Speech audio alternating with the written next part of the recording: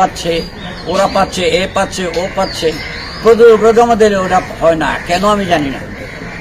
নায়ক নায়িকেরা পায়, ওরা তো প্রযোজক না।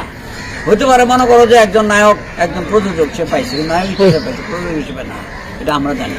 তো নায়িকারা পাচ্ছে, প্রযোজককে সহযোগিতা করার জন্য অনুদান প্রথা, তো প্রযোজকরা পায় না। তো আমি 3বার 4বার দিয়েছি, আমি তো পাই নাই। তবে এই অনুদান পায় কেন? আমি তো বললামই, পায়কাটা তো বললামই, নায়করা পায়, নায়িকারা পায়, অমুক পায়, তমুক পায়।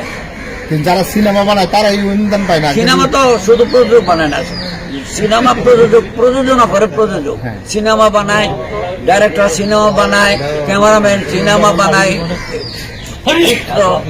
সম্পাদক, শব্দগ্রাহক, এরা সবাই মিলে একটি চলচ্চিত্র নির্মাণ করে। কিন্তু আপনি কি এটা মনে করেন যারা এখন এই যে নায়ক নায়িকার যে অনুদানটা পাচ্ছে সেই অনুদান পেয়ে তারা কি আপনাদের মতো সিনেমা বানাতে পারে? এটা তো আমি বলবো না।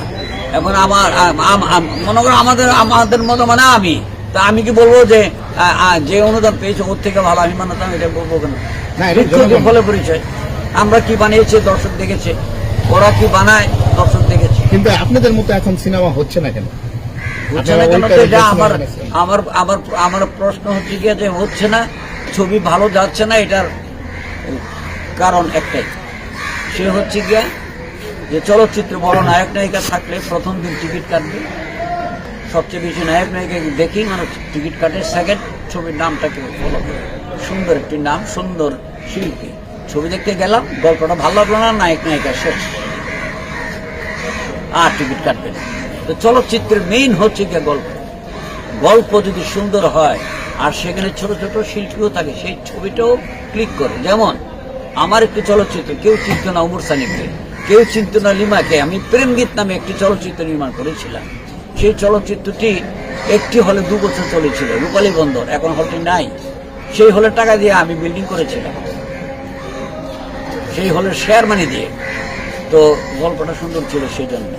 গল্প ভালো না হলে কোনো চলচ্চিত্র চলবে না। তোমাকে আমি আরেকটা বলি, বাংলা উপমহাদেশের শ্রেষ্ঠ হিরো হচ্ছে, সবচেয়ে বড় কমার্শিয়াল হোক, সব দিক থেকে শ্রেষ্ঠ ছিল দিলীপ কুমার, তারপর অমিতাভ বচ্চন, তারপর উত্তম কুমার, তারপর আমাদের দেশের রাজ্জাক। তো এদের ছবি তো ফ্লপ আছে। অমিতাভ বচ্চন, দিলীপ কুমারের ছবি ফ্লপ, শক্তি। এর থেকে বড় শিল্পী তো উপমহাদেশে নাই, ওদের ছবি চললো না কেন? গল্পটা ভালো লাগে নাই। সেই 1944 সালের একটি গল্প 44 সালে হয়েছে, 50 সালে হয়েছে, 60-এ হয়েছে, 70-এ হয়েছে, হতে হতে 4-5-6 বছর পর পরে ওই ধরনের একটি গল্প হয়। বাবা পুলিশ অফিসার, ছেলে শয়তান, বা ছেলে পুলিশ অফিসার, বাবা শয়তান, বাবা ছেলেকে গুলি করে মেরে ফেলে, বা ছেলে বাবাকে গুলি করে, এগুলি দেখতে দিতে হয়ে গেছে, ছবি চলে না। ছবির গল্প সুন্দর না হলে কোনো ছবি হয় না, দেখবে না। প্রথম দিন দেখবে যদি শিল্পী ভালো থাকে, শিল্পী আসলো, পর্দায় আসলো, দেখলাম শেষ, এবার ঘটনাটা কি বলো। ঘটনা সুন্দর না হলে মানুষ আর চলচ্চিত্র দেখবে না, ওই ছবি যারা দেখতে চায়।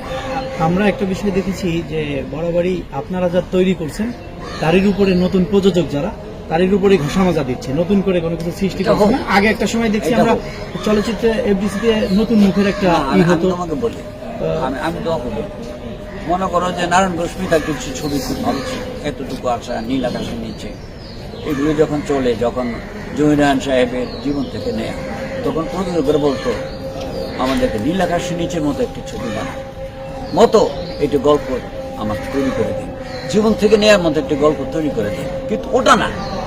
তো এই ঘেঁষাটা সবখানে থাকবে, যে চলচ্চিত্রগুলো ভালো হয়ে যাবে। মনে করো তোমার ছেলে ক্লাসে ফার্স্ট হয়েছে, ক্লাস 8-এ, আরেকজনের ছেলে মানে টেনে মেনে কোনো রকমে 33 করে নাম্বার পেয়ে পাস করছে, তখন এই বাবা বলে, এই তুই ওর মতো হইতে পারস না, তুই 33 পাস আর ওই 90 পায়।